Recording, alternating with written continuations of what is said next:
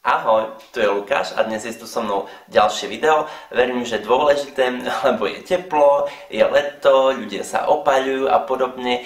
A konkrétne toto video bude o opaľovacích prípravkoch, ktoré sú nesprávne označované ako opaľovacie, lebo vďaka nim sa neopaľujete, ale sa chránite proti tomu slnku, čiže sú fotoochranné, alebo ako ich podobne nazvať. V tomto videu by som sa s vami rád prebral, ako sa chrániť podobne, filtre, ako sa to delí a takéto nejaké základné veci, ale aj nejaké tipy a triky, ako po opaľovaní, na dovolenke a podobne. Takže asi aj rovno začneme. Slnko má viacero dĺžok, UV, to je to ultrafialové, to sa delí na UVA, UVB a UVC. Potom samotné svetlo a IR je tepelné žiarenie. Ako som spomínal, to UV nás bude hlavne zaujímať a existujú konkrétne 3 druhy, a to UVA, UVB a UVC. UVC je odfiltrované atmosférou, čiže to sa k nám nejako nedostáva. Potom existuje UVB, to spôsobuje spálenie, to je vlastne to SPF, ktoré sa udáva, Sun Protection Filter. A potom UVA, to je také najsilnejšie, najnebezpečnejšie, to spôsobuje vlastne starnutie pokožky a taktiež bohužiaľ aj vrásky. Takže pred tým slnkom je určite dobre sa chrániť. Existujú dve spôsoby vlastne tých filtrov. Jeden sú fyzikálne filtre a potom sú chemické. Fyzikálne, tam patria väčšinou minerálne a podobné filtre, čiže oni akoby obsahujú také akoby mikrozrkadielka, alebo ako to nazvať, ktoré na pokožke akoby prilnú a odrážajú to svetlo. Takže ako to svetlo dopadne, tak oni ho akoby odrazia, takže fungujú na tom štýle.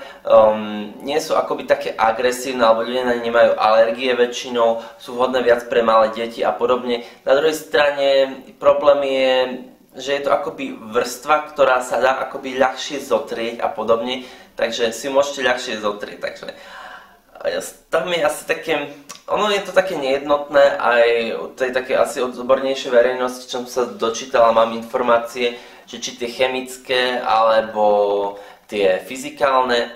Chemické zase to svetlo a to žiarenie poholcujú, respektíve ho premieňajú späť na teplo a tým vlastne odfiltrovávajú. Úplne 100% filter bohužiaľ neexistuje. Ako som spomínal, UVB sa dá viac menej skoro celé odfiltrovať.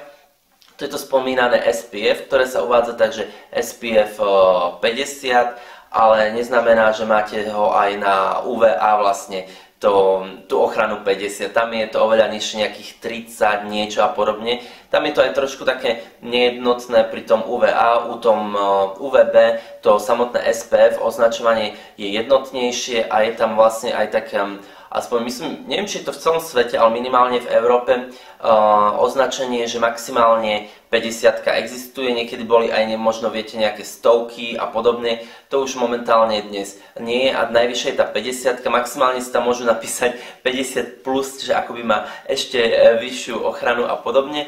Ako som spomínal, slnko je nebezpečné, hlavne ešte v dnešnej dobe, kedy tá ozonová vrstva a podobne je viac narušená a podobne spôsobuje to starnutie. Dosť nebezpečná je aj rakovina kože, ktorá je dosť problematická ako na liečenie, hlavne ak sa nezastihne v tej začiatočnej fáze. Podobné melanómy a takto, takže dávajte si pozor, znamienka by sa mali dávať vyšetrovať zhruba tak asi každý rok. U kožnej je to bezplatné, pozrieť na tie znamienka, ale aj tak vy sami najlepšie viete, ako to znamienko, viete si ho odpozorovať, lebo viete asi, ako bolo veľké, akú má farbu a podobne, či zmenilo nejak štruktúru, tie okraje sú nejaké nejednotné, je to flekaté, zväčšuje sa to, je to vypuklé a podobne. Ja som sa napríklad niekedy tiež veľa opaľoval, nie som človek, ktorý má veľa znamienok, mal som možno 5 znamienok dokopy na celom tele, a potom sa mi na hrudi akoby také menšie znamienka, samozrejme nie je to hneď rakovina alebo podobne, ale vo vyššom veku sa môžu potom aj objavovať nejaké pigmentové škvrny, pehy, fľaky a podobne, aj tie vrásky a takto. Takže pri tom slnku je dosť nebezpečné, že to spálenie, ktoré sa vám stane párkrát, vy nevidíte a si poviete, a odišlo to, zlúpalo sa to, nakremoval som sa, ale dostihne vás to akoby v tom vyššom veku,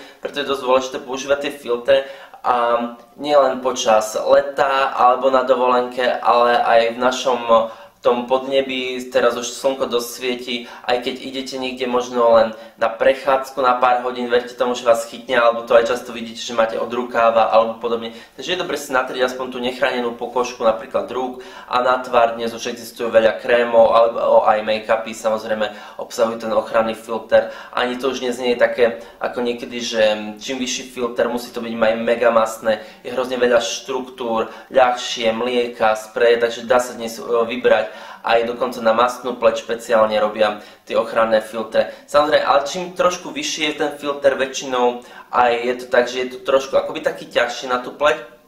A ako vravím, treba si vybrať z tých rôznych štruktúr a podobne.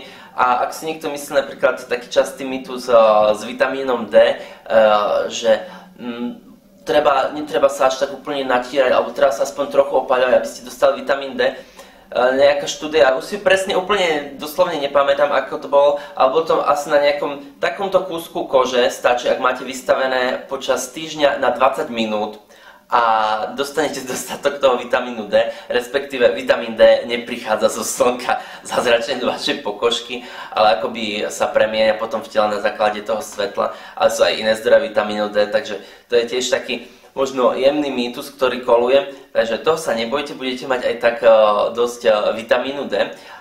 Napadá ma ešte, že existuje viacero fototypov, som si tu poznačil, 0 sú Albíni, 1 až 3 sú Severania, 4 až 5 sú Európania, alebo my asi v takom tom strednom páse, 6, 7 sú Južania, 8 sú mulati, 9 sú černosy a 10 sú saudskí černosy, takí najtmavší. My sme, ako som spomínal, tá 4 až 5 Európania, takže v tom pásme sa my zhruba vyskytujeme. V zime je to ako celkom v pohode, v lete, ako viete, je to už aj tak dostatok toho slnka, takže treba sa určite chrániť a hlavne v zime sa treba chrániť vtedy, ak idete niekde na hory a podobne, to máte tiež možno skúsenosť, čo chodíte lyžovať, že máte potom akoby od tých okuliári a podobne, takže svetlo a tie slnečné lúče sa odrážajú aj od rôznych ploch. A nielen od snehu, ale aj od vody, aj dokonca od piesku, od stien, ako samozrejme oveľa menej. Najviac to odráža asi ten sneh, potom je, myslím, že voda. Ale aj tak, aj keď ste v tieni, aj tak vás opaľuje, takže dávajte si na to pozor a chránite sa ako môžete, hlavne na tej dovolenke, čiže nielen tými ochrannými prostriedkami, samozrejme, ale aj oblečením, okuliare, klobúk a podobne. V bielom síce nie je až tak teplo, v čiernom je vám akoby teplejšie, lebo to akoby priťahuje to svetlo alebo podobne a teplo. Na druhej strane tá čierna dokáže lepšie odfiltrovať, to UV žiarenie nepreniká až tak veľmi cez tmavé látky ako cez svetle a ľahko a najľahšie cez mokré ešte látky, to už ako by ste ani nemali nič na sebe, takže nejaké biele tričko do vody a biele tričko a ešte do vody, tak to už vôbec nemáte žiadny akoby faktor alebo tú ochranu prirodzenú. A ešte napríklad ma napadla taká maličkosť, keď sedíte pri okne alebo podobne, tiež aj okno, sklo to prepúšťa, myslím, že do nejakých až 40 cm zhruba prenikajú stále tie lúče tak, ako by ste v podstate boli vonku, takže treba si na to dávať aj pozor, napríklad tí vodiči, čo sú a takto, že dosť často vidieť u nich naozaj na jednej strane, že sú oveľa viac opálení a podobne. To som aj raz videl také obrázky jedného muža, ktorý robil kamionistu, neviem, celý život a naozaj tú polku tváre mal pigmentovanejšiu, fľakatejšiu, viac vraskavú, aj tá pokožka bola taká pokleslejšia. Takže naozaj to slnko preniká, aj keď sa to nezdá, to UVB preniká takú tú prvú vrstvu, jemne zasahuje do druhej a to UVA druhú až tretiu vrstvu, čo je úplne až do hĺbky. Takže ono, aj keď sa to nezdá, to UVB sa dá odfiltrovať, čiže to je to akoby spálenie, vy sa nespálite, ale to UVA stále ide akoby hlbšie do pokožky a neskôr vekom sa objaví. Pozerám ešte, čo som si tu poznačil, ešte áno, čo sa týka toho nanášania, tak treba si to naniesť v hrubšej vrstve, ten ochranný prípravok. Dokonca na celé telo by ste mali použiť až 7 kávových lyžíc plných, čo je ako množstvo 36 gramov, a keď zoberiete, že máte nejaký 100 ml prípravok, ešte to odporúčajú každé 2-3 hodiny ako pretierať, tak toho spotrebujete asi na párkrát. Takže nikto sa ani tak dôkladne nenatrie a dokonca v priemere sa natierate tak dôkladne, alebo nedôkladne respektíve, že ten faktor znižujete až o 2/3. Takže napríklad keď si natriete nejakú 30, po prvom natretí máte akoby v podstate 10. Takže vezmete si, keď existujú také nejaké oleje, myslím, že sa to volá Nubian a majú nejaký ochranný faktor 1 alebo 6, tak máte nejakú 0,0 nič, takže asi sa to veľmi neoplatí a ja by som odporúčal minimálne 30, alebo ja mám najradšej aj 50, nebojte sa, aj tak vás opáli. Ja som bol 3,5 mesiaca v Grécku, kde som sa stále natieral 50 každý deň.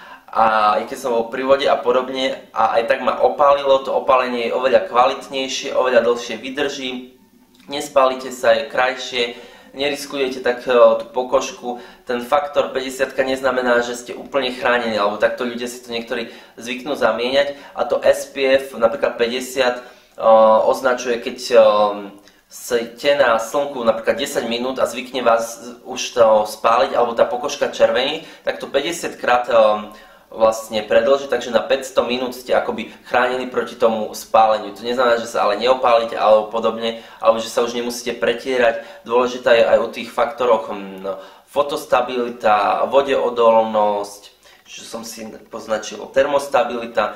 Takže fotostabilita, aby vlastne čo najdlhšie bol ten filter rovnaký od toho nanesenia, ale samozrejme sa potíte a podobne. Termostabilita, to slnko, silné žiarenie, samozrejme to tiež oslabuje. Potenie, ako som spomínal, voda, vodeodolnosť, tam by malo byť nejakých 3 kúpele po 20 minút by mali vydržať, aby to malo aspoň cez 50% ešte stále ten filter účinkoval. Takže aj na to sa pozerajte, alebo ako máte UVA napísané na tej krabičke, a keď je v krúžku, má tam lepší pomer toho UVA a UVB, stanovené Európskou úniou, takže to sa tiež obhliadnite, to je taký znak tej kvality pri tých opaľovacích, vidíte, už som to tiež sám použil, fotoochranných prípravkoch. Nejaké veci tu mal som ešte poznačené, že by sme nič nevynechali, ako vždy. To by bolo asi zhruba všetko, potom už by som vám povedal nejaké tipy po tom samotnom opaľovaní, ešte možno neopaľovať sa, samozrejme to ste už počuli, v tom najväčšom slnku, čiže od takej 10. 11. do tej zhruba 3. Vtedy je to slnko najsilnejšie. A čo sa týka tej starostlivosti o pokožku po opaľovaní, tam sú dobré gely, rôzne také hydratačné, veľmi dobrá zložka je pantenol, tá je asi taká jedna z tých najlepších po opaľovaní, lebo naozaj skľudňuje tú pokožku, chladí a podobne. Dipantenol, s tým mám dobrú skúsenosť, s Astridom a aj pantenol, myslím, že sa volá samotná taká značka, hej, od Altermed je to presne, od Altermed pantenolová rada, to sú veľmi úžasné prípravky, aloe vera, to je tiež také hydratačné, chladivé. Je dobré napríklad, keď idete aj na nejakú dovolenku, si zobrať aj nejakú hydratačnú masku, večer si urobiť, skľudniť tú pokožku, vždy si ju potom po kúpaní natrieť, alebo respektíve večer nejakým hydratačným alebo po opaľovaní. Ja naozaj mám veľmi rád ten Astrid, ktorý používam dokonca aj počas celého roka, lebo ten pantenol je veľmi príjemný, taký ľahučký, nie je to nič masné a zároveň pekne tú pokožku hydratuje a chladí. Takže to môžem za seba odporučiť. Vy mi v dolnej časti môžete tiež napísať, čo vy používate, čo máte radi. Napríklad z tých fotoochranných prípravkov mám dobrú skúsenosť s Biodermou a La Roche, potom dobre majú napríklad tiež Vichy nie je úplne zlý, Daylong myslím, že sú tiež fajn, ale existuje viacero značiek, samozrejme aj niektoré drogerkové, ale asi by som skôr v tomto prípade volil v tej lekárni na tú ochranu, fotoochranu. Si myslím, že tie prípravky budú lepšie a v tomto sa asi neoplatí riskovať a šetriť a podobne. Taktiež pozor na deti, to určite viete, do nejakých 3 rokov by sa dokonca vôbec nemali vystavovať, ale existujú už aj prípravky úplne pre tých najmenších, ktorých máte aj tak natrieť, hoď sú v tieni, nevystavujete svetlu. Ale ja keď sa pozerám asi spätne na nejaké fotky z detstva alebo album, tak myslím, že aj keď som mal asi zhruba 2 roky, tak sme boli niekde na ten rok, 2 roky. 2 roky sme boli niekde na Širave alebo na Domaši, sú také na Slovensku veľké nádrže a myslím, že som tam ešte aj bol bez plaviek a pochybujem, že som bol nejak natretý alebo podobne a prežil som. Ale myslím si, že dnes už je taká zodpovednejšia doba, aj tá atmosféra je tu už trošku iná a podobne, takže na to si tiež treba dávať pozor, ale netreba zabúdať aj vy, keď ste už dospeli, že stále sa treba chrániť, aj keď idete niekde len, ako som spomínal, na prechádzku a podobne a v našom klimate a nie niekde len na dovolenke.